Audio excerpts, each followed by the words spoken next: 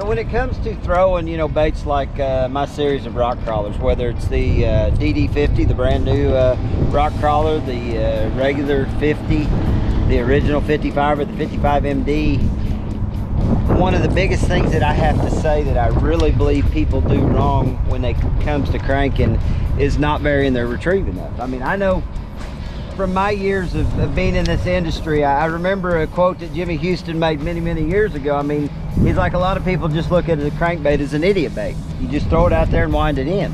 And that's definitely not true. I mean, when it comes to cranking, so much of what you do with the crankbait is controlled by how you turn your reel handle, what you do with your rod, and the different things you do to make that bait do something different. It's not just a straight retrieve most of the time that is going to trigger strike. So most of the time when I'm throwing a crankbait, I want to wind it down and get that bait deflecting off the bottom. Once I get it deflecting off the bottom, I'm going to do a lot of stopping and starting. I'm going to vary the speed of my retrieve. I'm going to pull the bait sometimes rather than just winding it.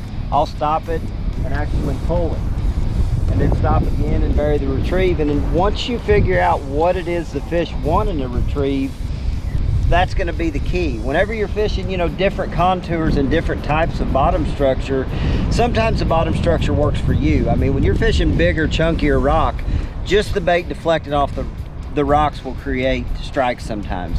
But when you're fishing sand or gravel or, you know, just small, you know, fist-sized rock, a lot of times you need to do something to give that bait a little extra action. So you do that with the retrieve, and sometimes it's even the gear ratio reel.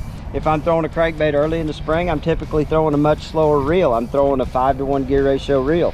Right now, I've got a 6/8-to-1, which is typically what I'm going to throw in the fall because fish are much more aggressive. But it's all about the rate of retrieve, what you do to make that bait deflect differently to create a strike. Very seldomly does a fish eat a crankbait when it's just coming straight in, but when that bait deflects off of something, that's generally what creates the bite.